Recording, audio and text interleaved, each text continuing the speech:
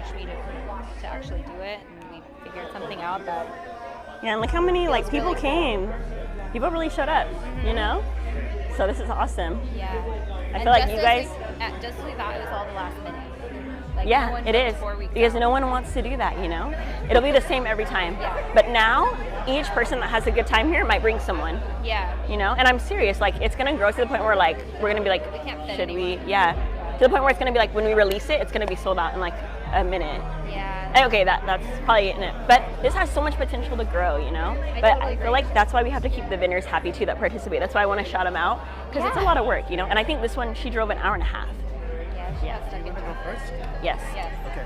Can you Do you go want to put your bag down, Nicole? Yes. You can put it behind the Yes, stuff that'd be if you perfect. want. That'd be perfect. YouTube Yes. I have a YouTube. and then search Poema Live.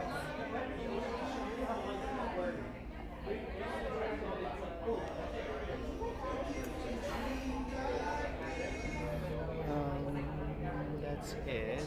There it is. Oh my god, that's so freaking cool, dude. Is it live? Yes, it looks freaking amazing. Oh my god, I'm obsessed. Can you Also, you guys should be really proud of yourselves. Like, this is such a cool turnout. Look at everyone smiling and talking. Just take a moment. It's like your wedding day. Just take a moment. Look at your guests. You guys made this happen. This is real. Yeah. Yes. That was so cute. Put a sweetheart After, table. after me anything go, you guys will do your first dance. Here's the song too. Here we should just go Yes, now. yes. Can you tell people to go to Poema Live and subscribe? Yes, let me make a note. Oh, you mean like watch it right now on their phones? Well, they could send in questions to you through the comments. Okay. Well, do you want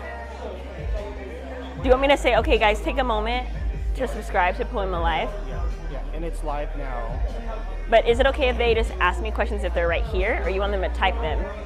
I could ask questions right here, but they don't have a microphone anyways, so I kind of want engagement. Maybe you could just repeat the question. Or could I have a? Okay, can I offer a suggestion? Why don't we have one of you use like a Nathan's phone during the thing, and he is typing the questions that are being asked, versus people being on their phone and not being engaged. That's true. Wait, so Let's have Nathan do it on his phone, and then we'll have a record of the questions that were asked.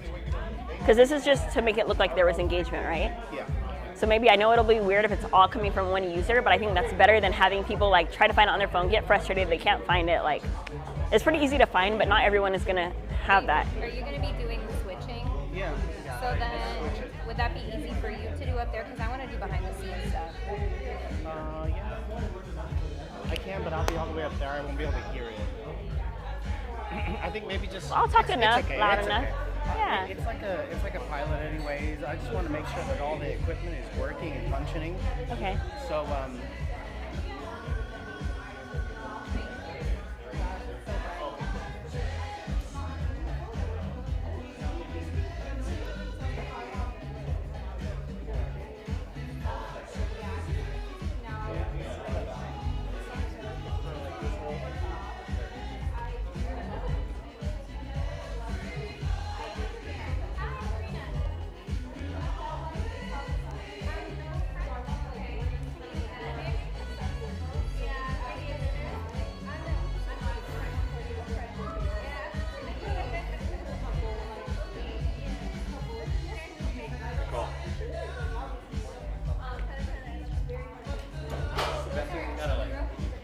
Huh?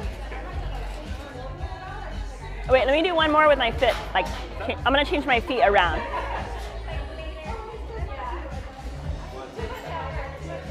Got it? Nathan, you're so smart for that. I was doing BTS on my phone.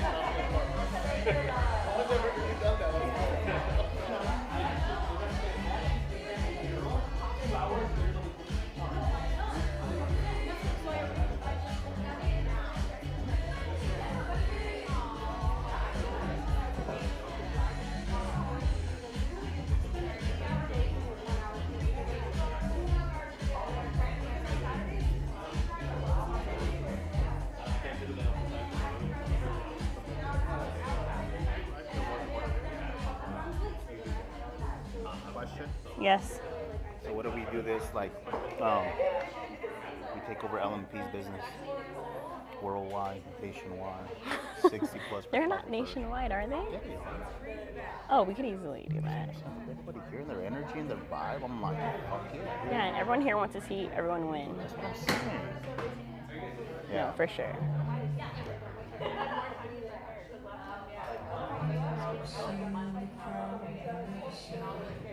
Yes, no, I agree. Sorry, I'm just prepping this. Do your thing. Do your thing.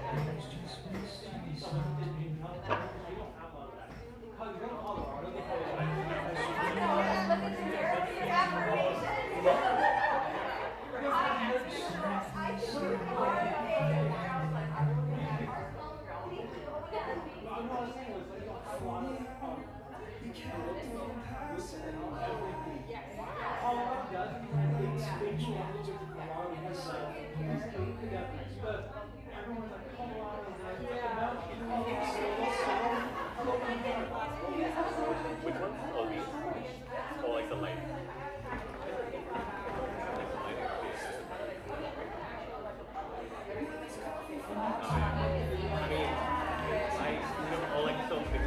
I rate mine. Yeah, that does make sense. Figure out like where to do it, how to make sure it look good. Because like it does look nice when there's nothing there. Without having to Photoshop it out. I don't know. But yeah. So there is the one when you're like next to you or others, or there's something. Like there's those lights right there that we talked about. I'm coming down. Like in the morning, battle a lot.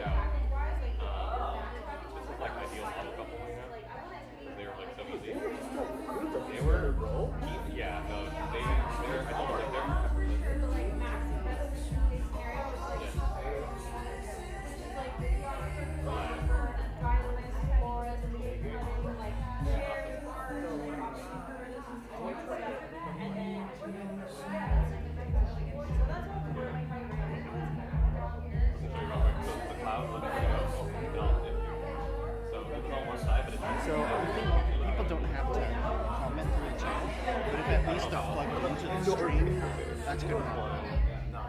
Okay, so you want me to say it?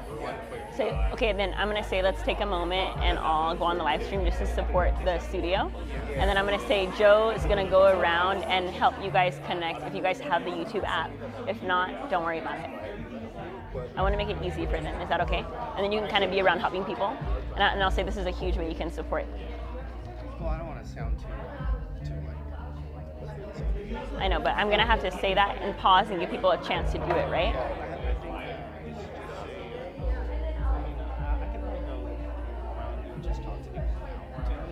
Yes, now is probably better. What? Have people sign into the live stream. Okay. If you guys want that. Well, Joe wants it, so it's okay. I just feel like we're I mean, I'm ready. behind. Yeah, I'm ready. Let's do it. I just wanted to change one more thing.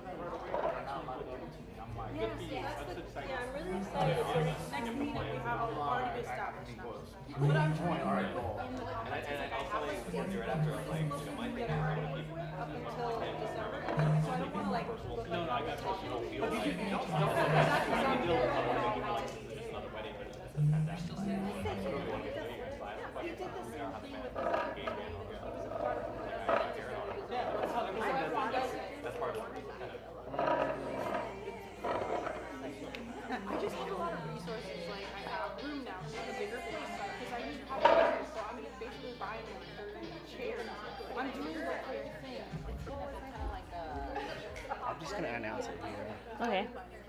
Hello, everybody. Hi. My name is Joe. That's my wife, Brianne. Welcome to the archive. I guess I'm emceeing it. So I just wanted to tell you that the event is streaming live right now on YouTube. So if you don't mind, can I get you guys to go to the YouTube and check it out? I mean, I'd appreciate it if you like, comment, and subscribe. But I want to grow the channel, so that's why it's there. It's streaming right now? Should we keep it on It's our streaming. phones? Yeah, you can keep it on your phone. That way YouTube thinks that people are engaging with it. However, we can communicate to YouTube that we're not boring. What is it? It's called Poema Weddings. It's called Poema Live. Poema Live. I don't think that's it. No. It's not under Poema Studio. Oh, I see it. This guy? No, not that guy. We all saw that. Oh, there it is. No, it's Poema Live. Oh, live. Oh, yeah. Oh, look, there's Poema Live, one word. Look up Poema Live and then scroll down. See the back of your head? It's like the story video. Oh, it's us. It's me right there. A little laggy, but Oh, I see it. yeah. Yeah, if you put it one word, it comes out one word. So. Yeah, Poema Live, one word.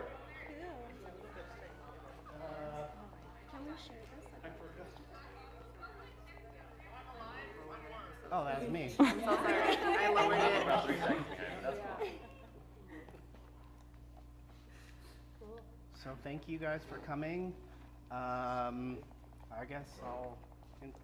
This is Nicole. Nicole. Hi, everyone. So thanks for being here. I would love to start by introducing myself. And I'm not reading from my phone. I was just organizing my notes last minute. Okay, but basically, before I get started, basically today I'm going to be talking a bit about how I've maintained and just with my own business, what's worked for me with relationships with planners and how that's helped me grow. And before I get started, I just wanted to thank Brianne and Joe for giving me this opportunity to speak up here. We talked about it last time, and it's happening, and it's here, and it's now.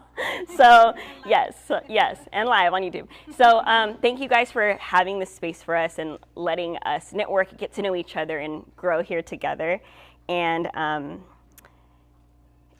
also, I wanted to mention a shout out to and a applause. Wait, really quick. We're gonna do mini applauses. So, Brianne and Joe, thank you. Okay, and then also Julie and Moses with Coffee Junkies. They, provided all of our coffee for us. So thank you. Are they still here? No, they Okay, well, on the live, thanks for the coffee. And then finally, Sarah with Soul Create LA for this beautiful backdrop. It's so cool. So thank you. All right. So a little bit about me. So my name is Nicole Back, and I've been a photographer since 2018. I have been shooting mostly weddings and couples. And basically, I started in the event industry because I was working in construction full time, and it was a very technical job. And so I wanted something more creative and fun because that's kind of my personality. I'm social, and construction's it was awesome, but it's kind of just a different world entirely. So I got into weddings because I went on Yelp and just Googled wedding planners. I thought that was the easiest way to get into weddings. Reached out to a few, and one got back to me and said I could help her and just work with her at weddings. So I learned through her for a couple years how to build a timeline, how to work with a couple on the wedding day and all of that. And so that really helped me. I saw photographers shooting, of course, and I was like, that's so cool. I want to do that. And so that's how I transitioned into then being a wedding photographer. Once I did that, I started getting into video, and I love video. I feel like video also helped me build a demand for my business because there's not that many female videographers. So it really helped clients that were specifically looking for that. But that being said, I'm going to just get into, with the planner background, how you can help build and maintain and grow your relationship with planners. So to start, raise your hand if you shoot weddings or events, or you're in the event industry space. Okay, and look around, guys. That's pretty much all of us. Keep your hand up. We're going to keep it up. If most of your referrals come from word of mouth or social media. That's also all of us, okay?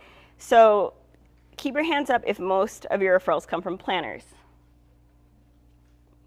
Not really most of us, right? But a couple. So for you two, if your referrals came mostly from planners, not to put you on the spot, but was that something that grew for you over time, or was it like kind of from the beginning you had a relationship with a planner? It just grew. Yeah. Yeah. Keeping the relationship is what it is. Yeah. Outside of shooting weddings, Yeah. is having, hangouts and meetups with them and having that constant networking with them. Yeah, putting that effort in, staying kind of top of mind. Awesome. So that's awesome to hear.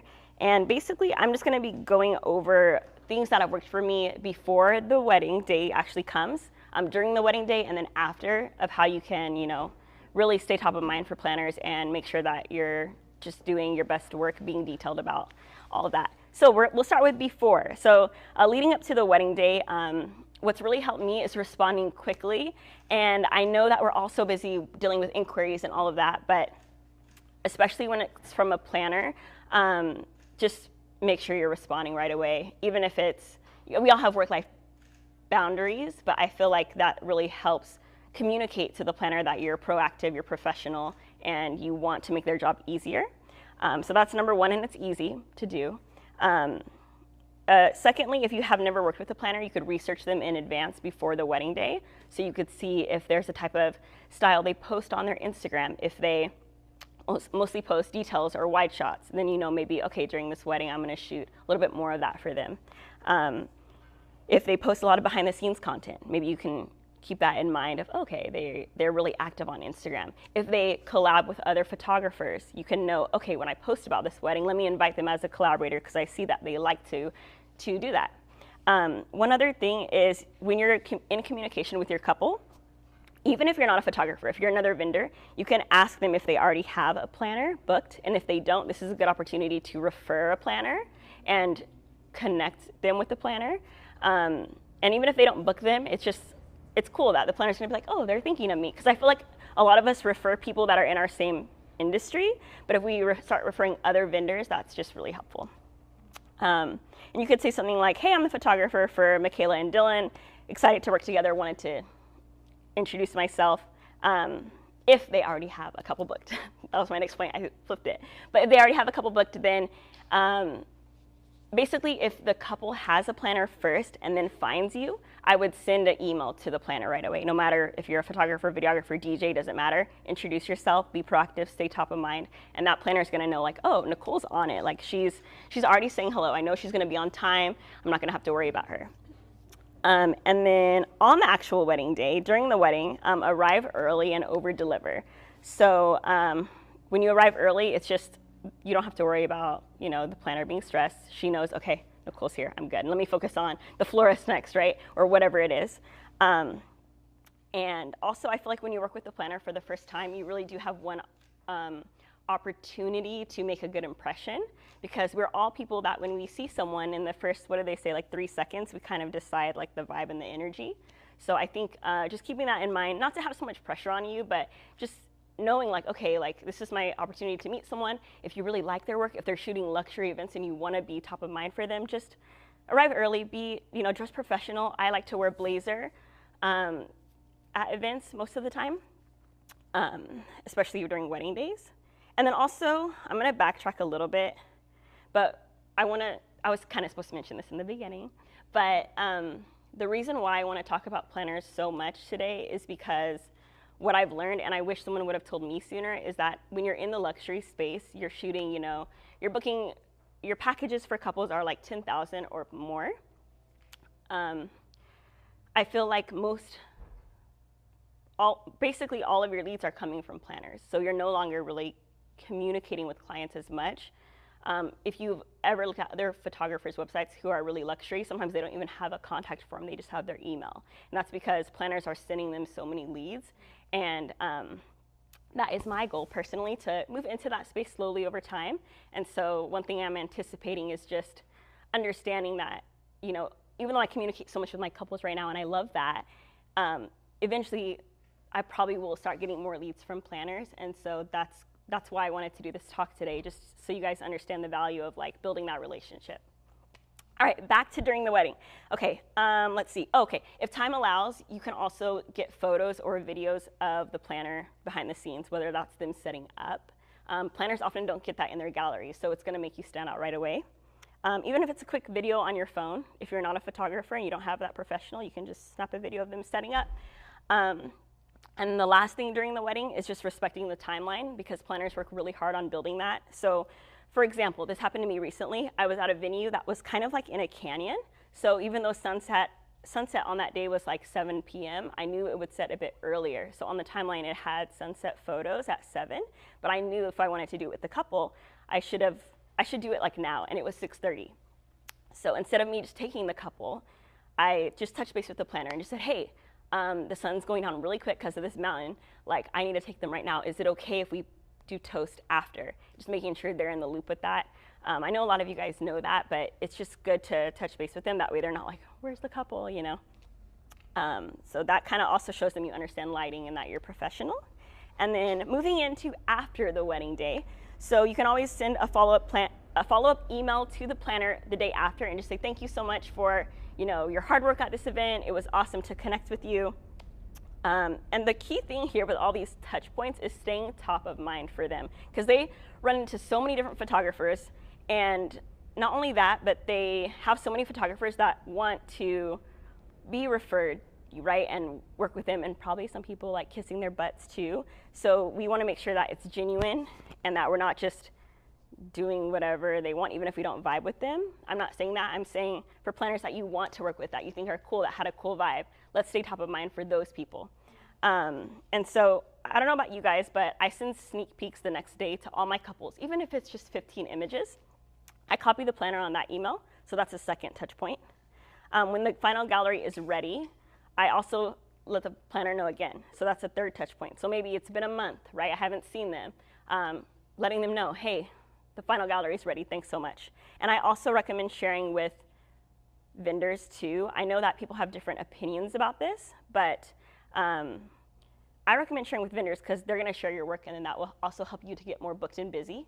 And what I've started doing, which I haven't seen anyone do, is in the top of my gallery, the first image, I'll put creative team, and I'll list all the vendors there. Not only will this encourage the couple to tag us as vendors, but it'll also, anyone the couple shares their gallery with their bridesmaids, right? Now they're all getting our links versus just your logo as the photographer at the top. So definitely, if you take one thing away from this, as a photographer, you know, include that image to show all the vendors. And I've done that for planners, and planners are like, Nicole, we've never seen this. Like, we love it. That's helped me. And then let's see.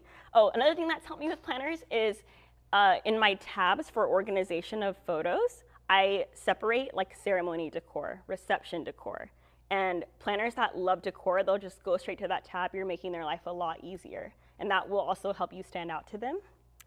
And then the last thing is, if you feel like your gallery is just like a standout gallery, like it was amazing, the couple was so cool, they vibed, the chemistry was crazy, consider submitting the gallery for publication. And there's many ways you could do this, but usually that's the planner's job traditionally. So if you get the gallery picked up by some publication, and that's another touch point to the planner, because now you're emailing the planner saying, hey, we were published in Loverly, like this is so awesome. If you don't know how to get published, there's plenty of resources online, and you can always DM me. I'm happy to walk you through that process. You don't have to be the photographer to get published. You could be any vendor at the wedding to get published. And then last thing is, if you didn't get the wedding published, that's okay. You could always just email the planner, you know, during Christmas. Hey, it was so awesome working with you this year. I hope to work together more next year, and that's your last touch point. So by this time, you've talked to the planner before the wedding, you were on top of it during the wedding. After the wedding, it's, you know, a year later, they're hearing from you, and now they trust you. And if a planner doesn't trust you, they're not gonna refer you, but they know, dang, Nicole is really on it. Like, she really went above and beyond in the communication. And of course, having good images, of course. But, okay, this is my outro. So you might be thinking, Nicole, this sounds like a lot of work. And I'm not gonna sugarcoat it, it is a lot of work, but that's the difference, that you're gonna stand out compared to other photographers that show up, shoot, and deliver, and they're out of there, right? So all that to say, basically, if they know they're in good hands, they're gonna refer you. And thank you guys for listening. And that's what's worked for me. So I appreciate you guys being here. Yes. Yes, yes. Yes, yes. Well, yes, I'm actually planning to make a blog post on my website, and it'll have like before the wedding 5 things, during the wedding 5 things, after the wedding 5 things that you can use, share, copy, yes. Do it today, okay? Thank you. Thank you. Yes. Yeah, so now's the time if there are any other questions. Yes. Before I forget, in the beginning you said if they have a planner to like email them, like introducing yourself to their planner, what's the best way to know who their planner is and if they even have one initially like with the couple? Like do you just straight up ask them like who's your planner or Yeah. Some people put it on the inquiry form, but I don't because I like to keep my inquiry form very simple, but that is one way you could do it.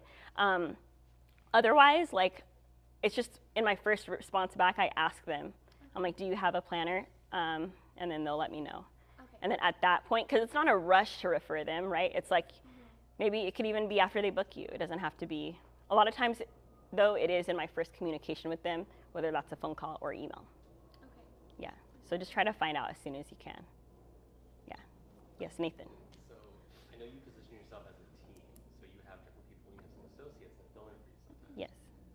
Does that affect anything with the planner? Do they care if it's not you present at a wedding?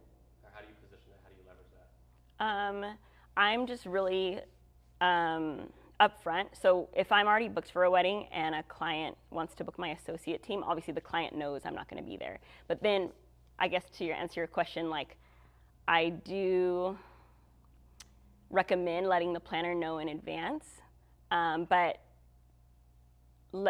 I don't find that that's as much an issue for planners. They just want to make sure the person that's representing you is like on-time professional. I don't think they care that it's not you. At least from my experience, I don't think that they care as much. But I think that could be another touch point of saying like, hey, my team's going to be there. If you have any questions, let me know. You know. Do you feel like that it gives you more credibility with them that you have a team and it's not just you? I think it could go either way because some people that have a team, it's kind of like cookie cutter, like in and out. Like I think we were all aware of those big photography teams where they just like hire anyone to show up. So I think that is important, making sure the planner knows, hey, I'm not just hiring anyone, but these are people that I trust and that I've worked with before.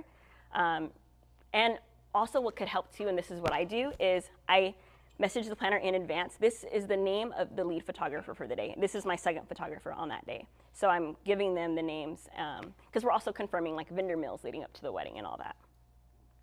Yeah, so I think if you add a name, it adds a human element to your team and not just. It shows you more organized. Yeah. Thank you. Okay, any other questions? Where did you get those shoes? Thank you. These, let's see. And those shoes over there, I'm looking at those too. Shoot, I'll let you know. I'll send you the link. I don't remember. Put that in the blog post. Okay. Outfit details. Okay. Yes, thank you. Do you think the fact that you do photo and video helps out? Yeah, for sure. I've had so many couples tell me they're looking for a team that offers photo and video. And I've also heard from my friends that just offer photo that sometimes clients didn't book with them because they only offer photo. So, you know, I think that definitely helps. And then do you give, let's say planner asks you like about your packages and stuff like that, do you ever say like, oh, you know what, I can also, you know, I know this videographer, do you ever like say like you can either work with me and my team, or do you say like here's other vendors too, or do you just kind of try to sell your team specifically? Mostly when I'm communicating with the planner, I'm only communicating about myself. But when I'm communicating with the couple, I'm listing all the vendors because I feel like ultimately it's the couples at the budget of clients I'm working with now. Their budgets, they're my main point of contact. So that's why I give the couples all my referrals for different people I work with. At the planner level, I feel like when you get into luxury planning, it doesn't really matter who you refer to the planner because they already have their set of people they're going to trust. They're not going to bring in someone the photographer referred. They're going to bring in someone they trust. I feel like that actually, Nathan, you gave me the highest package. He referred me recently to a client who booked me at $9,000 for just video for the day. That was my highest package, and it was interesting because when I talked to the bride, she was like, yeah, I had another videographer at 4K we looked at, but they seem like a 4K videographer. And so I was like, oh, because, you know, I'll do video for a wedding for around, you know, I'm hoping around 4. I'm moving out of the 4K range and I'm going more into 5 right now for most of my clients. But it was interesting to hear that perspective as a bride, and I have noticed with high-end clients, like being too low in your pricing does scare them away. So, and also for that wedding, that is a luxury planner. So she was like, Nicole, copy me on all the communication. I want to be involved in the text threads. I don't want you communicating with this client without me knowing. So planners at that level, they're super into the details. They don't want to be caught off guard by anything. Yes, that was my biggest booking so far. So this is your intro into like a luxury planner right now? You have correspondence with that one so you can kind of test this out? Yes, yes. And exactly. And I also got a lot of the information I spoke on today through shooting for another team that they only shoot weddings at 10K to 30K. So shooting for him, it's helped me understand like what luxury clients look for, what luxury planners look for, how he works with them on the day, and I'm kind of taking those nuggets of wisdom and bringing it here. Yeah, because it is a different level when you're shooting clients that they have an unlimited budget. It's just different, and the planners are different. So. Is the turnaround time like different for luxury, like faster, like you promise to deliver? Is that? I find that the higher luxury you go, the more hands-off the clients are. So, and I feel like I've heard that, but I've actually experienced it too. So my mentor who shoots luxury, he does 3-month turnaround, which I feel like is longer than maybe us. And the clients just, they love it. Also, like, what's so interesting is that he also doesn't edit consistently. Like sometimes his blues are really blue in some pictures, and in the same scene, it's not as blue. And I feel like I learned traditionally that the edits need to look so consistent. And so it's kind of opened my mind of like, you know what, luxury planners, luxury couples just want nice photos. They don't care as much about the editing at that level. Yeah. Yeah. So it helped me to relax a little bit and not be such a perfectionist when I'm editing. Yeah. Yeah, but luxury clients, man, they're hands off. They just want someone to show up, and they trust you. They're like, they're gonna get it. Yeah. Procedures on luxury weddings versus like just an average wedding for you in the morning when you get up. You do anything different? Luxury weddings, well, for my own weddings, if I'm photo only, then I'll arrive like 15 minutes earlier because I don't need a lot of time to set up. But for luxury weddings, we're arriving like 40 minutes earlier because luxury weddings, they also have like their own vendor room. So it's like a space like this. There's plenty of space to put our stuff. Like it's just, at those higher end venues, they have their own buffet for us during vendor meal. Like it's kind of different. Yeah, so that's the one thing, is arriving much earlier. And then also, the other thing is staying later. So a lot of luxury clients book you for 10 to 12 hours. And then the other thing is, there was one more, man. It was like right there. Things that are different at luxury weddings. People dress really nice, like especially the vendor team. So no one's wearing denim. No one, like everyone is in suits, like full on suits. There's no like suit and then a casual pant, like everyone's dressed super nice. And I feel like if we don't dress nice at that level, you kind of do feel like, oh, I underdressed for this. Yeah. That's why I say start now, because then you're going to stand out in your budget bookings. You're going to look like, oh, wow, they really know what they're doing. The follow-up question with that, Nicole, would be like, you as a human waking up, do you do anything differently in the morning? Oh. Like me as a DJ, I wake up and I'm like, you know what, bug me, this is what I'm focused on. This is like a 5K. Yeah, I panic going out the door. I'm like, do I have everything? Like triple, double check. Not that I'm saying the regular clients aren't entitled to that, but you know, our minds are just right. As the creator or as the vendor, we're like. Yeah. No, I think my process is the same. The only thing is just making sure I leave a bit earlier, because I know that's kind of like the standard. But other than that, it's the same. I mean, I feel like I always do have high anxiety, leading up to the moment before I arrive, And then when I get there, I kind of mellow out. And that's something I'm working on still. I would love to be chill from beginning to end, but I'm not. I'm very like. Well, traffic is in California. Yes. So that's something I'm still working on. But yeah. Big question for everybody is: everybody's still anxious, even though they've shot like so many weddings and done so many. I have nightmares. I'm anxious every time. Literally, the only nightmares I ever have are being late to weddings. Yes. I had a nightmare the other day. Yes. I do video, and it's like when I'm late, like late for me is like 20 minutes before. I'm like, oh, dang it. Like, I'm there like an hour before, like, you know, like, and she's like, we're supposed to be 20 minutes early. I'm like, no, you do photo. No. Yeah. But you know what I mean. Yeah. I'm like 20 minutes early. I'm like, that's right on time for me. That sounds good. Yeah. I need 10 more minutes. Yeah.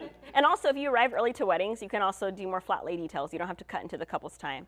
So that would be one thing too, is even arriving 15 minutes earlier, now you have 15 minutes of flat lay. That's more details to give to the planner. So you could also put your drone in the air if you have a drone. If you arrive early, get those drone shots of like the scenic area so you're not stressed about it during the wedding. I just have another question. Yeah.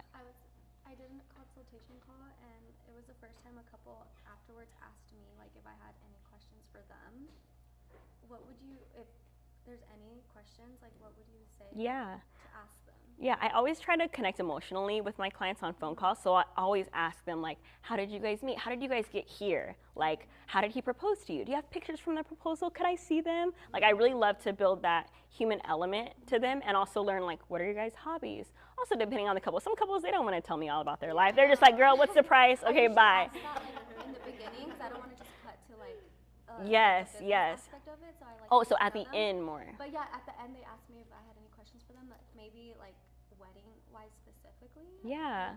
I sometimes say, like, what moment are you looking for most during the day? Like, is there a moment that stands out to you? Maybe it's their first look. Maybe it's the ceremony when they say I do. Maybe it's dancing. So that always is good to ask at the end, because I think you're right. Asking in the beginning about more of them is the more appropriate place to do it. And then also I ask, like, when can I expect to hear back from them if they want to move forward? Because I want to know, like, are you going to decide in a week? You know? What is your standard procedure after you quote? Like, you give them like a hard 72 hours? That seems to be the industry standard. Oh, no, I'm pretty flexible. I mean, I'll tell them, like, hey, I mean, I have your inquiry in my calendar for, let's just say, September 26th. Right. Like, if another couple inquires for that day, I'll ping them and I'll say, hey, guys, I have another inquiry, but I wanted to give you first priority because you reached out first and we had a conversation. But I can't hold the date for you without a deposit. Of course. So that's kind of what I do.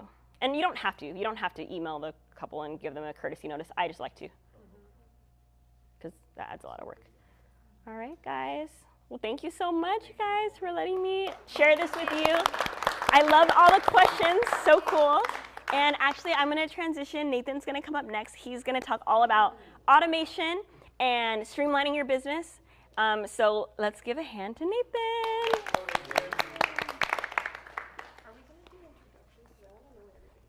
Can we do that real quick first? Sure. Is that cool?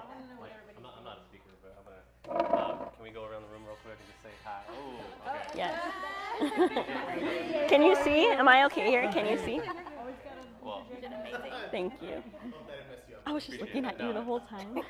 Pump me up. Just for the sake of while we do that, can we do our highs? Maybe go around the room and say hi. You want to start, Kayla? Yeah. Okay, not you. Okay, you start. So let's just say who we are, what we do, how long we've been in business. Thank you. Hi, Kayla. It's like an AA meeting. Right.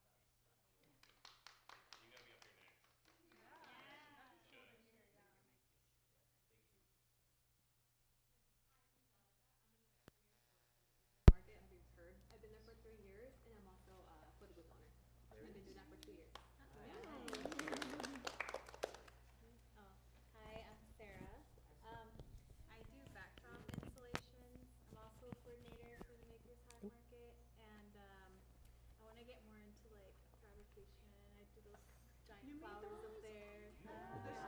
Thank you. Isn't that crazy? It's hoping to tap into more luxury clients and just bigger and grander things.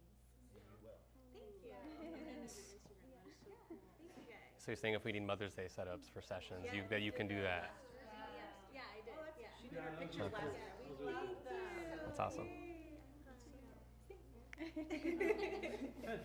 I do want your Instagram though. Those are really so my name's Allison. I'm a photographer. I do specifically elopements. I've been working with a company for a while, but now I've decided to start my own elopement planning company in OC, San Diego, kind of just like coastal areas. So I'm like specifically, I just started like 3 weeks ago, so this is perfect to like talk about you guys and get vendor recs and things. Really small micro weddings and like maybe 2 people to like 50 people max, like micro weddings. Yeah, that's and it's like focused on inclusivity, and like, that's the main like thing about that. Okay, go. Hi, my name is Priscilla. I do wedding photography. We're actually a husband and wife photo video team. There it is. Doing it together as husband and wife for the past 5 years. My name is Chris. I'm her counterpart here for our photo video team. I do video. I do photo too, but I started video because she put me into it, and there you go. That's how I got here. Well, I'm Nicole. I spoke earlier. And I have a husband, and we got married in Santa Barbara in 2024. So other than that, you guys know I do photo video. And I love meeting new people and making new friends. So I'm glad you guys all came. And thank you guys so much for being here every last Wednesday of the month. Yeah. My name is Karina. I'm Nicole's friend. I'm here to support. What do you do? I'm a medical biller. My fiance introduced me to Nicole. He does photo and video. My name is Erica. My business name is Juniper Studios. I just do photography now, wedding photography. I've been doing it for over like 10 years, but full time like 5 years now. So. Good stuff. Congratulations. My name is Cindy. I'm also a photographer. I was big in weddings, but now I think I might be going into I don't know. I'm trying to figure it out after having babies. So yeah. My name's Nicole, and I'm a wedding photographer, and I've been doing it since like 2017, 2018, and I went full time in 2021.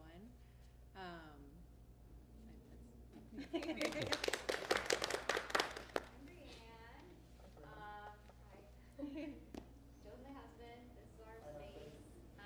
We do photo and video for weddings as a team, and we did our first wedding the weekend after we got married in 2017.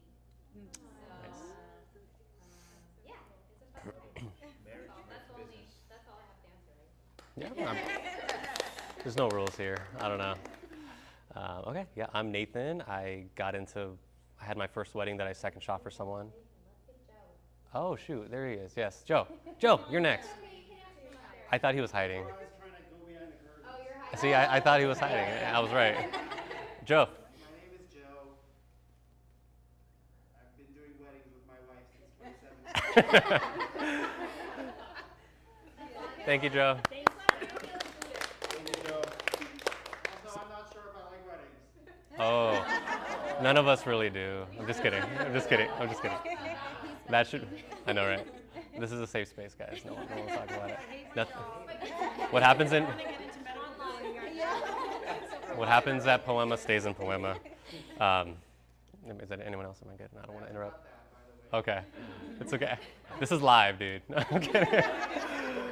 There's no editing.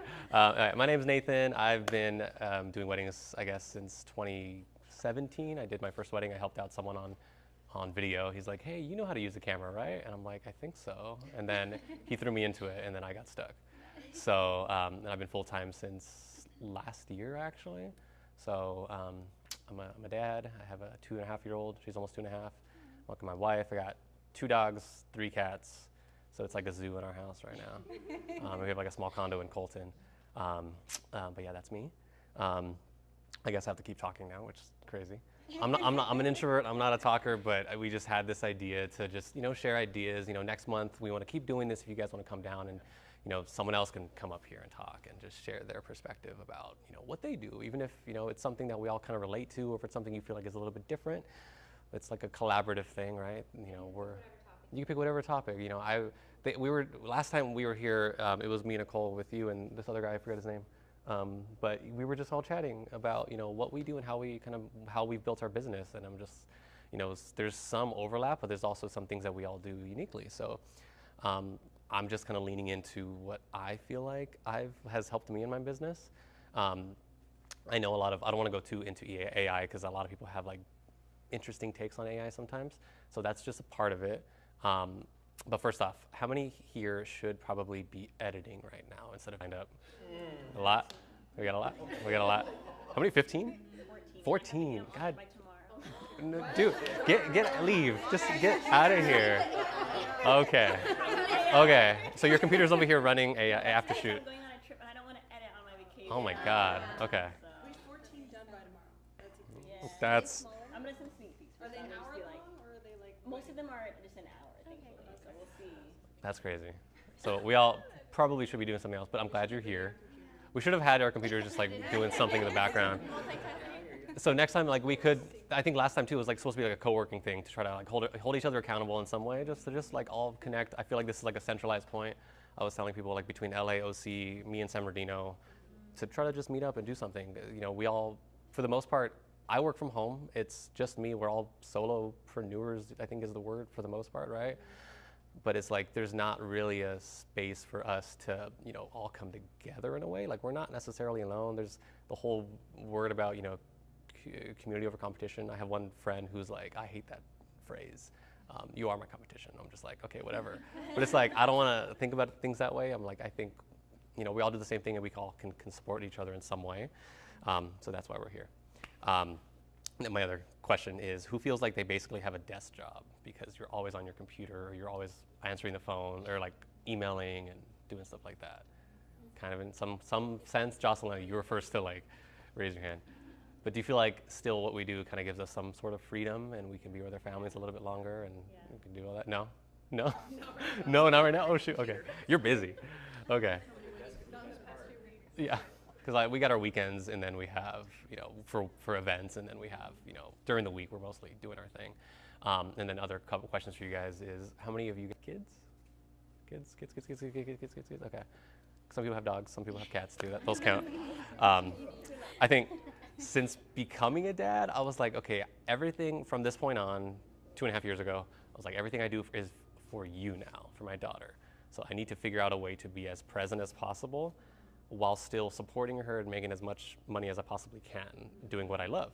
And it's like, what can we do? How do we automate that? How do we streamline our business so I don't have to be working in my business as much as possible?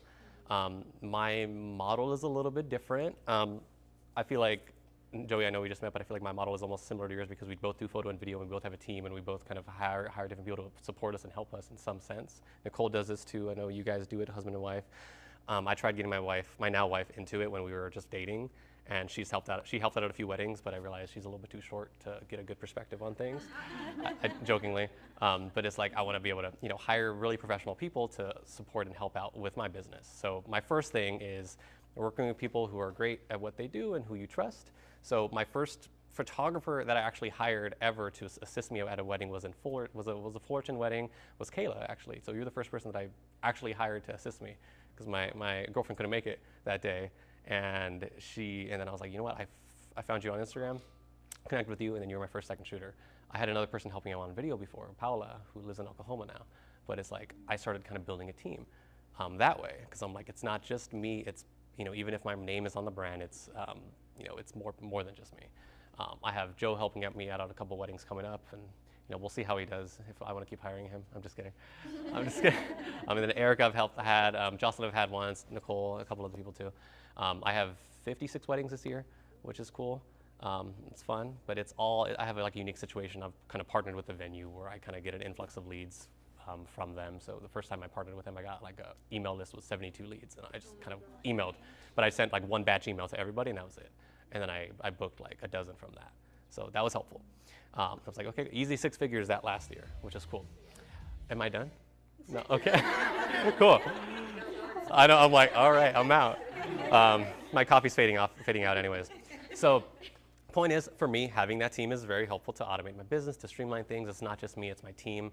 I don't want to position it where it's like, I'm not the one behind the scenes. I'm not a company that's just sending out a random shooter or a random person. I still want to personalize my business as much as possible, and that's kind of been beneficial for me. And like I said, my goal is to, I have notes here, I'm not necessarily going to read from a script the entire time. My goal is to streamline and automate my business as much as humanly possible without losing that human touch. So you can leverage AI, you can do all these different things. How many of you guys use like something like Aftershoot or Imagine or Narrative? Some of you, half of you, okay. I know this doesn't apply to you. Sorry, Johnny, you're in the event space. Okay, that's something I'll kind of go over too. And then how many of you also feel like you're a photographer, you love the art, but you don't consider yourself like a business person? Okay, like you hate the business side of things. Okay, yeah, that's a huge part of it too. So it's like once you have that knowledge, I feel like you can kind of scale even further. So there's like an old saying, I need to find I have a quote somewhere. It's about, the business should be able to work without you in some sense, because otherwise it's going to just feel like a job and it's just like a day-to-day back and forth. It's not a functional business. So I think in order to kind of take it to the next level, of course, other people, like bigger companies, have like teams and they have like admins and they have assistants and stuff. Like most of us can't do that, but it's like figuring out ways to make your life easier through just like different tools and different platforms. And then one more question is, how many of you guys have a CRM like Honeybook or Narrative or Unscripted? Okay, basically everybody. Perfect. So that covered one thing. I see how it is, dude. I'm just kidding. I know. Okay. So it's okay. It's okay. So basically, automation. Why automation matters. Pain points that we face often is like endless emails, editing backlogs, obviously, repetitive tasks. We don't want to keep doing the same thing like all the time. If there's a way to automate your system where you have these templated emails, make sure you have those templated emails. You can schedule them to be sent out via your CRM. I use Honeybook. It's getting expensive, but I still find the value in it, and I feel like you should still use it because it does give you that value, and that's a write-off. It's an expense. So you spend transaction fees if you do payments through there, but just having that CRM is very beneficial because it makes you look more professional as a business owner. You're not just like just doing cash, or you're not just doing Zelle, even though that's very helpful sometimes for taxes. But my clients appreciate that I have a system like that that's sending them then all those automated reminders for payment, and I don't have to chase anybody down. So I've heard from photographers say like, oh, they haven't paid me yet, but their gallery's on. I'm just like, why? Like you need to, like you should not, like they should have paid you all up front first. I don't have to worry about that now because I have that automation to send out those payment reminders. So that's just kind of like a given, I think. Now, the mindset shift, of course, is just you are a business owner, not just an artist, so you have to treat your business accordingly. You have to set these systems up and spend some time working within your business so that you can actually have fun and just kind of focus on what you guys like doing best. So a couple different tools, of course. So for me, I'm not going to obviously sell Honeybook, so I don't know anything about other CRMs, but just the way I use it is super helpful. Of course, you have your emails. I have 1, 2, 3 automated emails, or I have 5 steps in the process. Okay, you get a new lead, you have that email automatically sent with the packages. For me, it's if they inquire for just photo or just video or both, then I have 3 options of that. So you just automatically send that, and I customize the intro depending on the client, depending on if they included a little bit more information in their inquiry form, of course. So I feel like a lot of us kind of already do that. What's it called? I guess someone just upgraded their package and they want to add videography now to their service, which is great. Cool. Sold. All right, cool. I got an email. So we got wins right there. So, of course, having those templated emails, that we all kind of have something like that. We always can send it so we don't have to keep typing the same thing over and over again. That's perfect. Okay, that's a given. So for me, the system goes okay, you have new lead. Okay, cool. We have the send the photo contract one. That's the next one. After that, confirmation. Great. Here's the next steps. Most couples have never planned a wedding before, so they don't know what to expect. So you have to walk them through it as carefully and politely, and be as welcoming as possible if you're dealing not with planners necessarily, but with couples directly, which for me, that's most of the time, just dealing directly with couples. you know, again, you can automate things and you can use AI, but you have to still be as personal as possible so that you know, they like you and they're working with you for a reason, obviously. You know, they feel comfortable and confident with you. So still scheduling things so you don't have to worry about it. You can just set a button within HoneyBook to just automatically send it and like at certain stages, and that's great. Now, let's see, clients also feel supported when you lean more into them and you focus more on them and you ask them questions. So while you automate it, be personal, like you can still personalize. So like during our meetings, do you guys record your calls, or do you have like an AI note taker, or do you have anything like that? Questions? Do you guys have anything like that? That's like okay. So HoneyBook, not to sell it. So it's like, are you like taking notes as you're like physically on the phone with them, or you just manually doing that? Okay. So one quick little tidbit. If this is this came out recently. I thought that was Joe again, gonna start some music, but Johnny, I'm gonna call you real quick. You can just leave it, like just answer it. So I don't know if y'all, okay, also who doesn't have an iPhone? Perfect, okay, awesome, this is helpful. Now, if you updated your phone, you can go to more and you can go to call recording. Just a heads up. And it's gonna play a tone.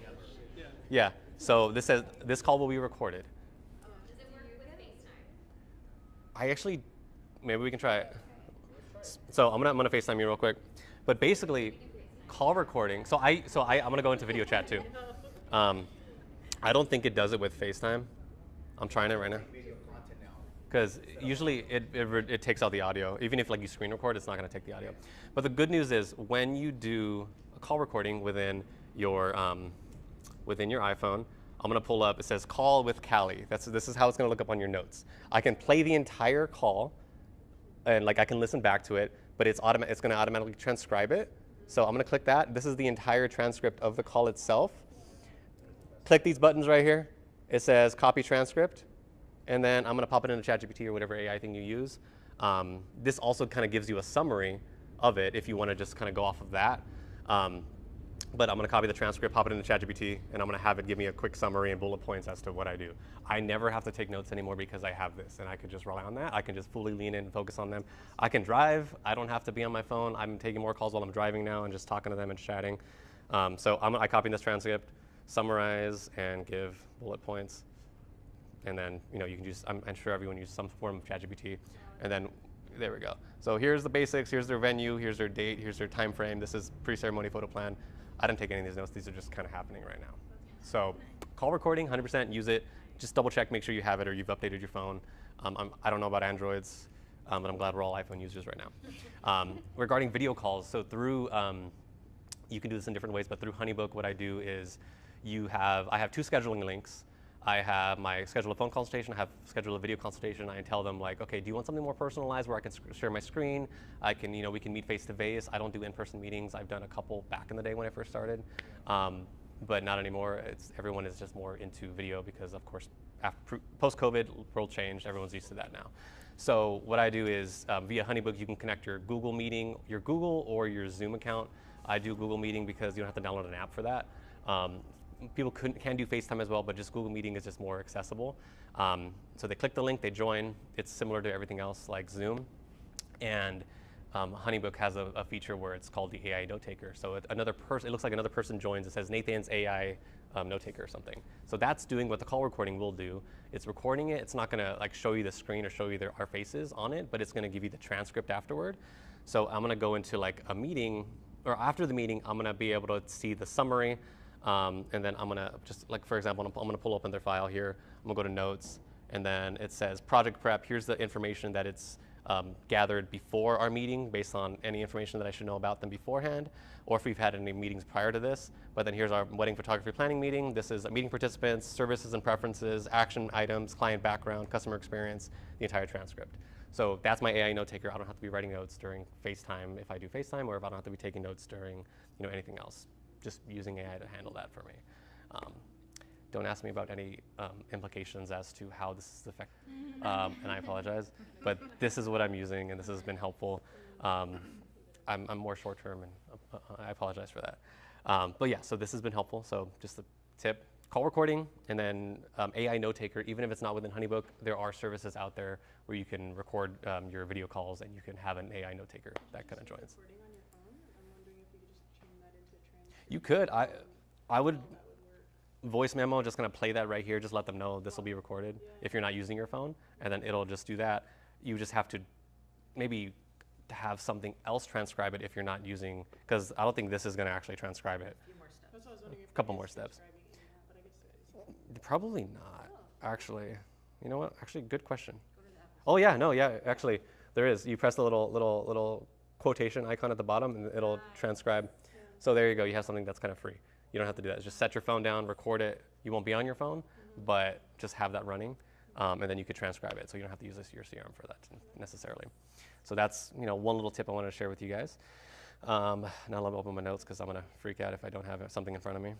I'm not a speaker. I want to be able to just referencing. Appreciate you guys. I'm that quiet kid from high school that was an introvert, and then I kind of suddenly got into sales and all that, and then you had to learn as you went. A little bit more about my background too is I, from 2015, starting as an intern to full-time until I quit, until at the end of 2024, I was working at a marketing company in Rancho Cucamonga. It was just a small business, me and a few other people, but we did real estate marketing for like realtors and different business professionals. So I kind of got into like more videography and corporate work and working with clients, and a lot of our clientele was like the older generation, but it just kind of gave me that sales experience, but also the patience to kind of walk the clients through different things. But then at the same time, I also learned from like a business mentor to like how to automate a business and actually run a business, because he was technically a millionaire even if he didn't look like it. So it's like I get to learn from someone who actually made it in his own industry and apply that to my own business, doing what I love. He was like, when are you gonna get into real estate? I'm like, hell no, I'm not gonna get into real estate. I hate, I'm not gonna sell houses. I'm more of the artist vibe, I think, versus the business side. So I get to learn from what he kind of did and how he built his business, and it was all about delegation and not doing everything yourself. So it's like delegation is the name of the game, I think. So automating client relationships, using your CRM, that's great. Emails, perfect. Call recording, perfect. Being present, that's what I kind of went about here. Less note-taking, more attention to your clients. Aftershoot, I highly recommend Aftershoot, something like it, because you can easily import. If you have presets, you can attach your preset. If you pay for that plan, I think it's like $47 per month, but I've saved hours and hours and hours on it, because you can have it basically edit the entire gallery for you. Nicole was my shooter at a recent wedding along with another second shooter named Jasmine. I was on video, and Nicole freaking took 9,000 photos on her own. We had 15. You took 11K. We had 15,000 total for 8 hours. So, and then she gave those SD cards to me, like, here you go, bye, like I'm out. So now I'm editing it, and because of Aftershoot, that was 425. I just sent out previews yesterday, so I was a little bit late. But I still sent out 164 previews because I was able to go through Aftershoot, and it color codes, it labels your favorite, like what it deems to be like the highlights of your wedding.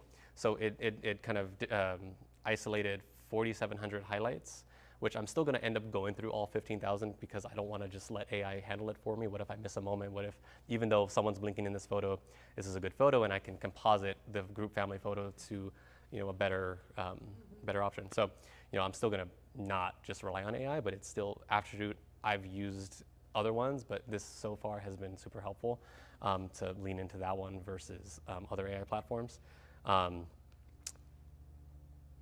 Yeah, so 100% Aftershoot. I don't know. What do you guys use? Do you guys use Aftershoot or Imagine or anything like that? Narrative. I haven't used Narrative yet. Yeah, I do want to try it though, just to try it. Okay.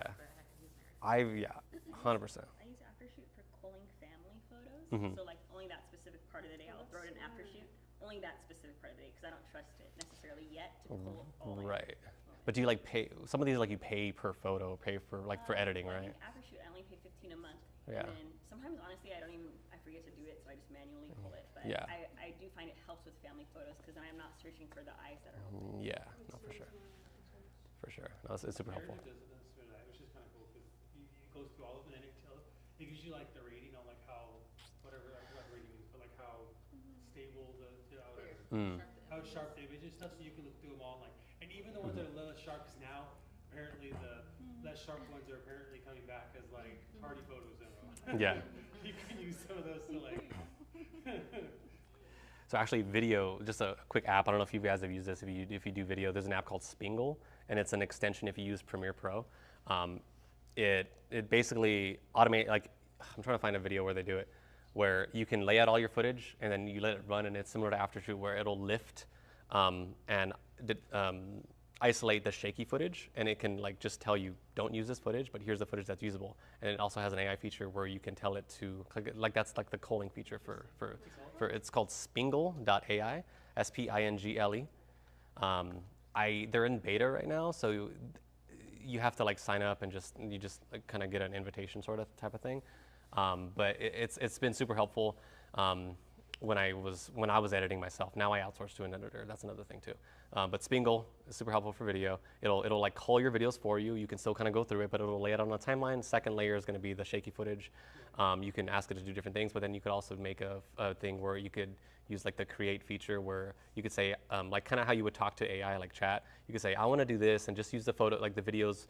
Focus on details that doesn't have any people in it or something like that. Just kind of make a 1 minute whatever. Each clip should be half a second, whatever. Just kind of describe what you want, and then it'll load. It'll take a little while, but then it'll spit out something that's kind of somewhat usable, but at least helps you with kind of culling and kind of going through things. So just another feature to lean into a little bit. So highly recommend Spingle. I outsource all my video editing now because I started as a video editor in general. Then I got into wedding videography, and then I got into photography. But I'm a video editor, but then I was like, video editing takes up so much time. So now I outsource to this company in another country called Sem Media, but they're not just like a cheap freelancer, like they're actually a legit company. So not as a promo because I'm being recorded or whatsoever, but it's just like finding those companies that work for you to delegate and outsource to is kind of where it's at as well, I think. Depending on where you're at in your business, so you don't have to spend all your time behind the computer. So they've been helpful. They have like a project manager. They have just basically you upload your files, and they also do photo editing too. So like if you want to have someone edit your photos too, that's another opportunity. You can do that. To just send them the files, tell them what you want, and then they're going to spit it out. And then the last thing is basically other quick tips. 2 quick tips is, I don't know if you guys do Facebook ads, Instagram ads, Meta ads, anything like that to like outsource more. So that I'm looking into that more. I know how to do it because I've done it for other businesses, but I'm looking into it and how you can kind of leverage it. But there are ways to automate your business and get a more influx of leads by just always being out there, just having your name out there with Facebook campaigns and just having Instagram campaigns. So if you have any questions about that, let me know, because I'd love to help someone out with that at some point if I have the time to do that. I know me, Nicole, and Eric have talked about it a little bit. It's just I need to figure out a way to how to help people with it, because I think I might lean into that a little bit more to help photographers with you can start a Facebook campaign. Don't just you don't have to just boost one photo. You can have a campaign targeted to specific people. It's different demographics. Target a certain venue. You can target different ages. With photography, there's not so much limitations as you might have with other industries like healthcare, social work, or real estate. We can target anybody. So it's kind of creepy actually how much you can target people, but you can do that. I know it's not Q&A yet, but Yeah. one thing Nathan taught me, which was so cool, was like I didn't know how creepily targeted Facebook can be, but like you can literally target your ads to only people who just updated their status to recently engaged, Right. and then only checked into these luxury venues, Right. and to only be between these ages, and it's just like so the level of yes, it's Like, really crazy. yeah, like just figure out who your clients are really, like between I don't know, age 20 to 30 something maybe, if that's like the typical age range, and just kind of target them based on their demographic. There are ways to do that. I don't know too much about it just yet, but I'm getting into that, and it's definitely something to look into, because it is possible if you want to just take some time and watch some YouTube videos and kind of get into that. So they're going to start playing music on me, so hopefully you guys learn something a little bit. I'm not as cool as Nicole is, but so thank you, Nicole, for being awesome about everything that you shared, and thank you guys for introducing yourselves, and thank you for listening. Q&A, I'm out. Go ahead. Okay. With what you're doing now and currently with your status, what's the next goal for Nathan Photography? I mean, just making sure I don't burn out. This is my one thing, I think. Because 56 weddings this year, I had 50 last year, so I'm doing well. But I had 3 back-to-back this weekend, and I have 4 back-to-back in December, which I'm dreading. So I may somehow, I don't want to say I'm going to have an associate, because I think I'm going to be me. So that's a thing I need to figure out. Do you automate your editing, or is it you that do everything? I mean, I automate, but I still edit it. Like as soon as I might. So like as soon as I get home from a wedding, like weddings from 2 to 10, I get home at 11:30 sometimes, and then import 1 hour, and then pop it into AfterShoot overnight. It's going to run for like an hour and a half. I'll leave my computer on, and then it's going to give me what I can use for next day previews. So like that's just the process. So I can just let my computer run overnight. So my computer's probably going to die soon just because of that, but it's helpful. And I have like a little cooling pad underneath it because it's just a MacBook, but I bought like a $50 cooling pad you can plug in, so it just kind of stays cool. So it's helpful though. But so I mean, next steps though, it's like, long story short, with the venue that I partnered with, it's an all-inclusive venue, and if you're a couple there, you get to choose between me and 2 other photographers, and we each have our unique styles or approach. They've both been there for like 20 plus years, I think. I'm the new kid on the block, and they just liked what everybody else is kind of doing in a way. So I don't think I'm anything different, but it's just like more of the editorial, modern, millennial style, I guess. Couples like a different take on what you can do. Or how you can choose. So it's like, this is the only venue that I know that offers a photographer. So I offer them like a discounted rate because I get a lot of weddings from them, and then I'm able to upgrade to video. So I'm getting more weddings. Next steps would be to just make sure I still treat every client equally, and I'm not gonna just forget who, because I have like 4 Carlys and 2 Jasmines, and I don't want to forget anybody and get them all mixed up. Automation and AI is helping out with that because I have these notes and I can kind of reference things beforehand. I've hired a lot of people, so like 5 of you here I've worked with as a team. A few of you I have as associates, which has been helpful.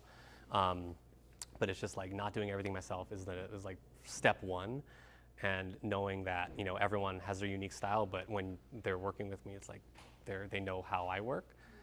So we're able to kind of all work together, so I don't have to just be me. It's like my team and I, in a sense. So then from there, what I can do is, I don't want to be like that big brand, and I don't think I ever will be. That's going to just send out a random shoot of the day, like the day of, and just kind of do that. But it's just like, you have to find that personalization plus, like, you have to find that balance, I guess. So it's like, you got to figure out how not to plateau as a business owner and keep scaling so you can make 100K, 200K, 300K next year, whatever it is. Just because there are a lot of possibilities, I think, in what we do. I have one question. How many seconds do you take on each photo when you're editing? Is it like How many 3, seconds? or is it more like 10? Or is it I more like 15? I haven't timed it. It depends on the photo, I guess. I mean, thankfully. Because I'm trying to really get my process down, and like one thing I feel like, I do take about 2.5 months to deliver a gallery, and I feel like you deliver your galleries in 4 weeks, and I'm just like, how? Because. So You edit yourself. speaking of deliver? Yeah, I mean. Do you have a number per hour that you deliver on average? Or? I mean. I deliver about 1,200 photos per gallery. You deliver more. I don't know how you do that. My average is like 800, I think. Yeah, that's probably why it takes me longer. Yeah. But it's hard for me to just delete. Like, I feel like it's a good one. Right. It's probably because I shoot. You shoot a lot though. 15K, dude. Like, damn. No. Okay. Well, okay. I mean, I don't know how long it takes me per photo, but it's like, after it takes care of most of it, it does like the base preset. It'll automatically mask the subject if I need to make adjustments from there, because I know masking takes a little while as it is. But then what's it called? It does a lot of the work for me. So I just kind of like, most of my time is just culling after shoot already culled. So I just kind of go through and select. And then once I've kind of narrowed it down, then I kind of just go through one by one, make minor adjustments here and there to like temperature, whatever I need to. I can't give you like a second yet, but the editing is mostly done. You're just doing the little tweaks. yeah. So like I have been able to finish like a full gallery with 800 photos within 8 hours.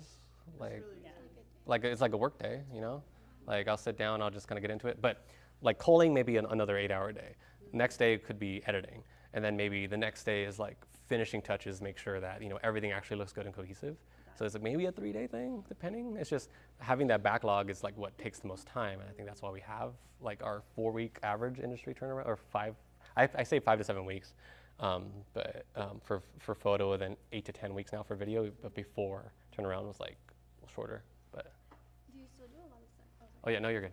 Do you still do a lot of sessions? Like, so how do you organize like sessions and then weddings? Because I feel like that's my hardest thing. People are calling off of work now to do sessions with me, which it sucks and I hate it, but like I'm glad that people are willing to do it, because I tell them, I'm like, they know I have a lot more weddings. I'm like, my weekends are booked, and I tell them up front, I'm like, guys, like I know you want to do engagement sessions, just a heads up, this is the best time because of the daylight savings and all that. We can schedule usually after work hours between this time and this time.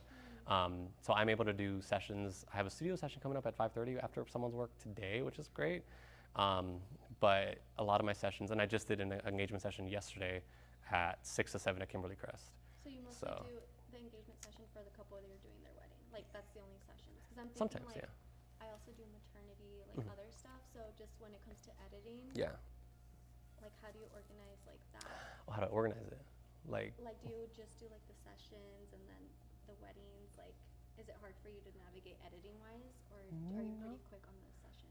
pretty. I mean, session 7 days delivery is pretty easy. I think, especially with after shoot for me. Like not to sell after. After shoot edits what you said the base of it? Yeah. So like depending on your editing style, of course. Like I have like Beba Vowel presets, and it's been very easy to just use it because Beba, yeah. So I mean, I like that one. It was really cool. I paid like monthly for Archipelago, and I have all these different ones. That one's fun, like a good starter one. I love that one. Like Marigold presets was really cool. That's what I wanted to get. Yeah. So yeah, because I like the whole filmic style and all that. So now I'm like I'm just still figuring everything out.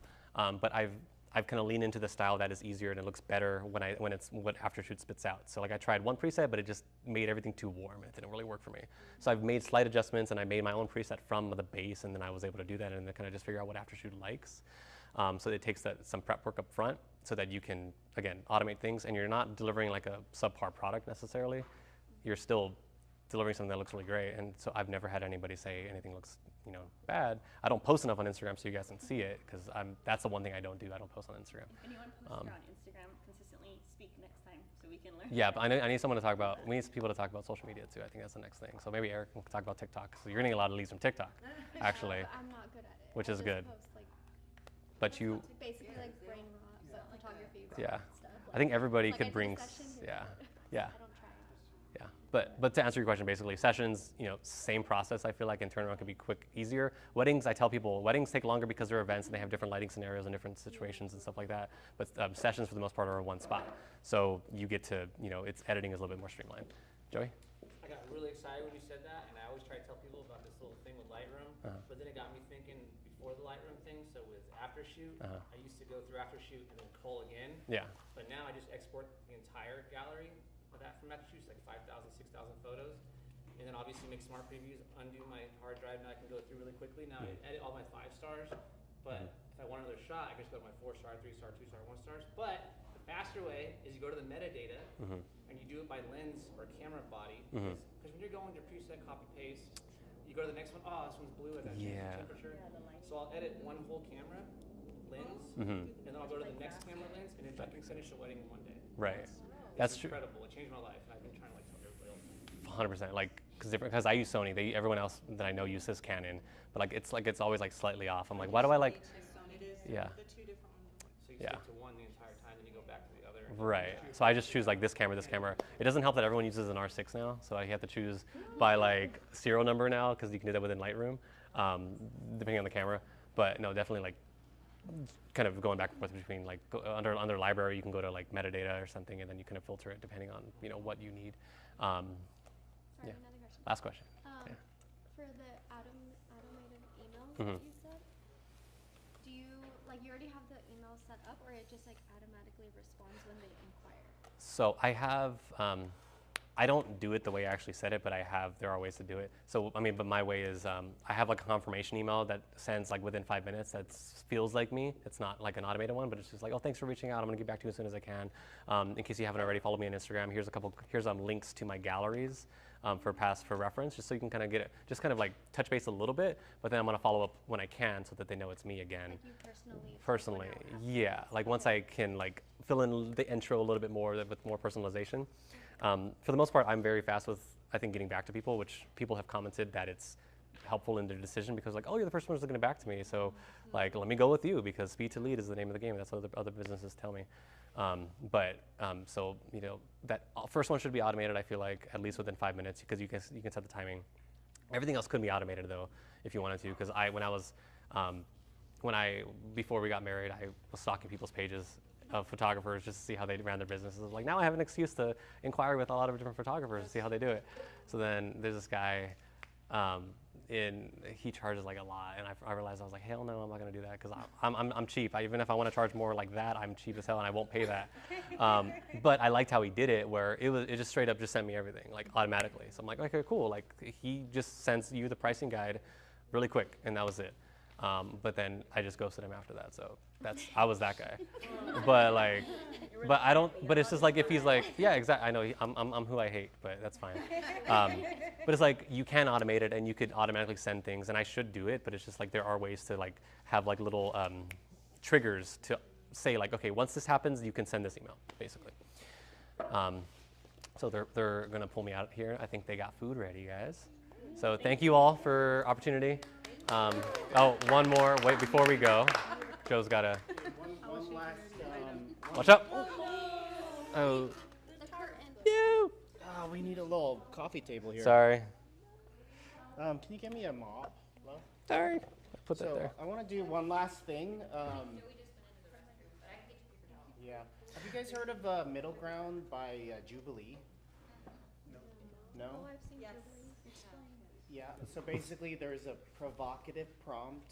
I like Republicans, I like Democrats, and then everybody goes to the center, or the people that want to answer will go to the center and then talk about the topic. Right there. But I want to try just one because I feel like the next archive is going to be sort of like that. So everybody can participate, not just one person doing like a TED Talk. Yeah. So can They say their opinions, they go in. yeah. Can I get you guys to move your chairs from like one side? Let's put the Canon owners on this side and the Sony people on that side. Oh shit. Battle of the camera lenses.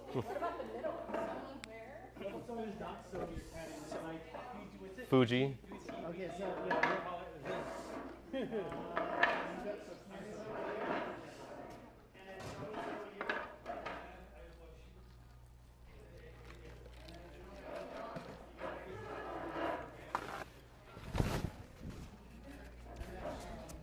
Here, I'm gonna give this mic to someone. So. Wait, where's Sony? Where are we going? Sony? Damn.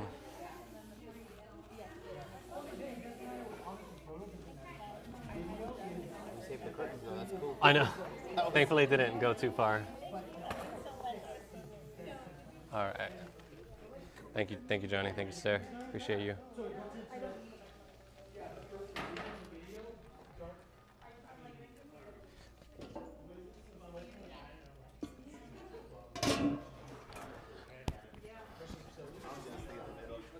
You're like, I'm out. Let me put this in the center. Sir. You can't do 50,000 really without getting grain for video. But it doesn't never the same as with Thunder. What? There's Sony. Oh. It's Sony. It's cleaned up. I get it all.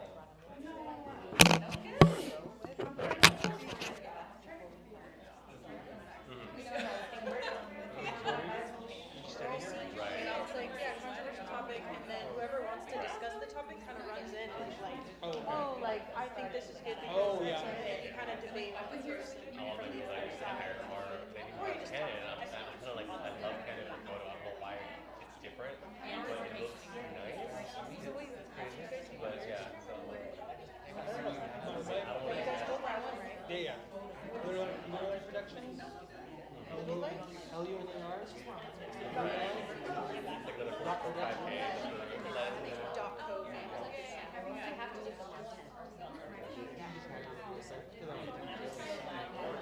Yeah, that's right there. Yeah, you could go. You said you shoot Canon? No, Sony. I'm here because it's Sony. Well, I didn't know if you do it for photo, like. Oh no, I will say for photos sometimes Canon is. That's what but the thing is about low light though. You shoot anything low light, Canon like just. I love anything film related. I don't do film, but I want to. But it feels like film. It's like an emulation. Okay. So here it is. These are the chairs. You guys can volunteer to talk about the prompt. And the prompt is: Canon users hold on only onto The color science argument because they know Sony beats them in every other technical category. Wait, can you say it one more time just so we can all hear it again? So aggressive. I think you're supposed to run into the ring. Well, you don't have to run in. It's basically Judy middle ground. So if you have like a hot opinion about it, then you can come in and say why your argument is superior. superior. Yeah. Okay, so the prompt is Canon users only hold on to the color science argument because they know Sony beats them in every other technical category. Run, Erica, run! I mean, I can say at this point, Or like, just say our opinion about that? Yeah, basically. Yeah. Yeah. My opinion So, is but, that so everybody can come to the center. Anybody wants to? I'm Anybody seeing from a wants different to go perspective. can have Oh, a, no, I thought we had closer. I've only ever used Canon, so I actually have nothing to compare it to. Okay. Does that go with No, it? that makes sense what you're saying. Yeah, like that's my argument is that I'm someone that doesn't love change. If I want to be an expert at something that I already know, so Canon, and it's like I'd rather go in and learn all about Canon because I think it's not really about the camera or the gear. Obviously, if you learn your gear correctly, then you can shoot. And then editing goes with the color and everything.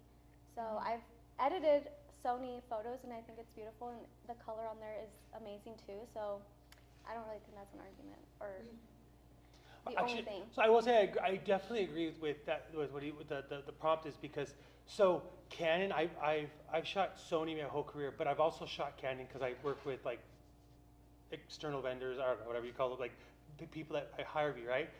So the thing about Canon is for me, so one, they overheat so much quicker because they're a pure metal body, I guess, versus Sony's aluminum or whatever. They're sturdy, yes, but they overheat quicker. Whereas like even Sony, like they had this documentary team go down to South America where it rains, and the whole idea that people talk about Canon is like, oh well, if it rains, you know the thing's sturdy, but they went to South America with these Sony cameras, and this was like a rainforest where it was like pouring rain, and as long as you don't pull a lens off while which is dumb anyways, your camera's gonna be good, right? Same thing, but even with low light setting, that's why a lot of times when you see major films, they usually do Sony a lot because low light setting is the best for Sony. And then like you could do, for photo, obviously you do get natural, the color science I will say for Canon is still, for face-wise, is better than Sony, 100%. Yeah, I was gonna say that you mentioned video. I think Sony is more. But it's hard. But when you do video, it's so hard to do Canon because you have to have like a million lights to get it to be the same. Like if I'm shooting a wedding for Canon, if I don't have enough lights, I'm like, dang it, let me pop my LED lights, this and that, because when this happens is you get grainy, and you could go post-edit with like to get rid of grainy. Sony, like their ISO's crazy up, and I'm like, it looks so good. So Sony has this weird thing where you could put it at 12,800, and it will be beautiful. But if you go above it or below that, it gets a weird. I forgot the. Yeah. 800 is the base usually, and then 12. But just bring up the menus. Yeah. I think photography. Oh, yeah. Nah, you know. But I hate the menus. I've tried every camera. I started with Canon, and then Sony came out with the mirrorless, and I tried it, and of course it overheated a lot back then. Oh yeah, of course, yeah, sure. It was horrible. Low light was incredible, but the menus were atrocious, and you have to customize. You have to customize your Sony. But the only things you need. Straight out of the camera or yes, all set. yes. It makes sense. And I like to be inspired as I shoot. Yeah. And when I'm shooting with Sony, I am just like, God, I suck. You know, like I shoot with Canon, I'm like, you know. Yeah. And so I mean, our lenses are so much better too. Yes, they are expensive, but that's like a one-time purchase forever. Yeah, 28 whatever. I would disagree with you a little bit. I feel like the beginning Sony had the lenses were the G Masters. Well, at the beginning Sony had issues, but I feel like as the years have progressed, the lenses have got better, a lot better. But I mean, that's not for everything, right? And you have third parties, so Sigmas and stuff, and we don't. We have to use an adapter. Yes, what's an adapter? Which Canon pisses me off. Is this lighter than yours? This is a Tamron with a Sony. Yeah. Cannon's a weapon. Yeah. How about you, So Chris? I come from a This is a video 30 side, by right? 150. When you have a heavy, what do you call Okay, it? time is up. Nope. Yeah. Okay. Yeah. Yeah, right. You won in numbers, but you won in something else. I love how the guys went deep into gear too. Why does that always happen? We've got one last, and then we're gonna have lunch. So the last one is, it is perfectly fine to have an alcoholic drink at the reception while you are still on the clock. Absolutely not. Are you for it? I'm all for it. I'm not. So that I'm for it. comes from your who you are selling to. Yes. That is probably true. And so this is how I flood out people I don't what want to about work your with. insurance? Yeah, they don't have to know. But So if an accident happened, and they're like, well, you nah. Yes or no? Yes or no? So no. They're yes. No. They're yeah, yes. but here's the I'm reason yes. though that you can. What are you? I'm a yes. Yeah. Yes. You're The DJ would. The DJ Okay. would. But you can only do it with certain Nicole- clients though. No, Nicole talked about the human element and connection. Yes. If the bride or groom bring me a Nothing shot of closer whiskey, than Yeah, and you have love, to. saying no to that, especially in our culture as Mexicans, you're just like, that's Yeah. rude. I tell them I That's don't. really. I also actually don't. But if drink. you don't Maybe drink, that's why I'm a no. but if you don't drink in general because of health reasons or personal reasons, then have like a little cider or something, and then just have it be ready. And Give be me like, an "Here, apple cider. there it is." Yeah, then just, but yeah, because if not, they're gonna Probably. feel some type of way about you. Does That- anybody drink and say no? What do you mean? It depends. No, Yeah, for go. everybody. Yeah, Yeah. come on in, come on down. No, because you guys all do. So it definitely depends on the venue too, Yes. because there are. I don't want to sit. That will put you out on it. Yeah, they will blacklist you. Like makes there sense. there's some venues me, like it's also yours, right? professionalism. Like yeah. that we can't have a drink because it like breaches against it. their contract. Right. But if it's like a personal or like a backyard wedding, what or I'm if like Then you'll do the it. couple is like asking you like, hey, like, do you want one? I am not gonna turn that down. You're like, ah, take it. Hell yeah. I love to have a drink, but it depends on the venue. I think with us, what we do too, it's like we are very personal with our clients in general. So you do want to be more like you're their I'm friend the in a cool way. person. Yeah. So you can share a The drink cool with them. mom. I've been offered drinks before. Before I worked at that venue, I'm like, you can't do it at certain venues because they're just like you're contracted by them. You're their Yeah. employee, like you're not an Right. employee, but you're still representing them in some sense. There's like 2 venues in Riverside I work at, Citrus Park. I tried when I first went there, and they're just like, we don't give drinks to vendors. I'm like, okay, fair, that's fine. Yeah. Vendors will tell you. But I've been offered beer, and I'm like, yeah. But I'm I'll not have a beer gonna with you lie, guys. drinking, there's such a slippery slope with it. I think it is at the end of the day, like at the reception, Yeah. like Oh, you're yeah, I not gonna hope you're have not doing like it their first. cocktail Get hour. there. I'm not gonna be drinking during, Not before because like ceremony. I want to be with it, and like I just feel like that can totally change the whole game. Yeah, no, for sure. Yeah. I just think in general though, it's a dangerous thing when you're shooting though, because I think liability wise, and you could say, oh well, they're never gonna know, but then if they do find out at all, then all of a sudden now all your liability is completely shot because they won't cover anything. Yeah, because say you put a post up, right? Because people do this all the time. I have friends who do this all the time, and they shoot and then they'll post them drink with their client, right? And that's cool and it's great for the post, and they get a lot of what's it called? They get a lot of people to traction from that, right? But then what happens is your liability team will actually track your post. They find out if you do a post like that, they can go backwards and have you prepared to pay all the money back because exactly. But most people I know who do it, they'll post because they get like views from it, right? So that's my thing is with it.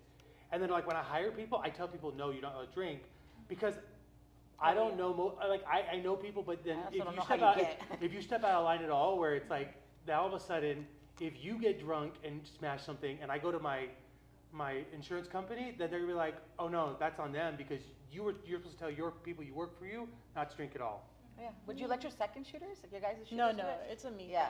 That- Just so you. Again, Yeah. again, That's that's I my point. tell them, That's come my on reason. in. It's all liability wise. Like I just think liability wise in terms of insurance. I never want to be in a place where I'm like, oh dang, okay now somebody knocks me over and there's $1 million worth of damage, but then my insurance covers $1 million, but they won't cover it because somebody posted Then something. you just go bankrupt with your company and Yeah, but that's, start another LLC.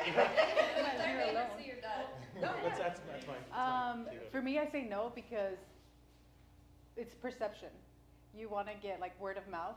So yes, you're having fun, you're shooting for your couple or whatever, but you also want to get other couples, maybe in the future they're engaged or want to get married and they like your photography because the couple shared some images with them. So, so you know, some people do not like alcohol. They don't want to see you like drinking or relaxing or anything during the event. So it's just a wedding, you know. I think when in Rome, do as the Romans do. Right. But don't be dumb. Yeah. Basically.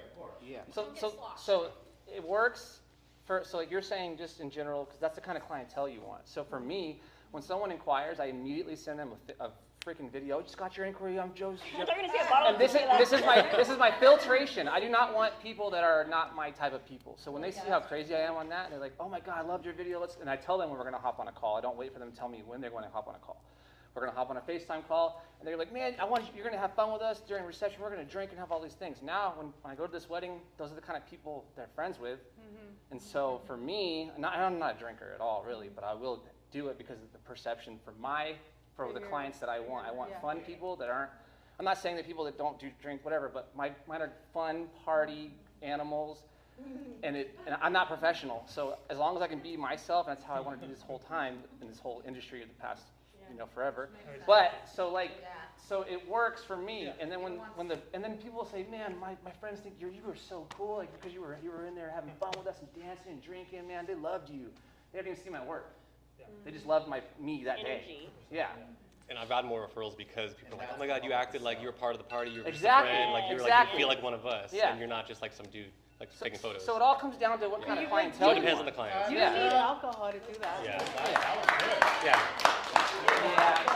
Let's put this guy in perspective.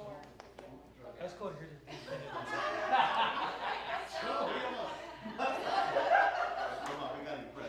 I got to the bathroom and they offered me a little bump, so you know. They offered it. No, I didn't do it. It's awesome anytime. So we have lunch for you guys if you want to grab your stools. Plates are on the tables. There's chicken salad, chicken pesto, and then if you have any vegetarians, there's the free plate too. So enjoy. What's up? Dude, it's been so long. I'm gonna leave that there.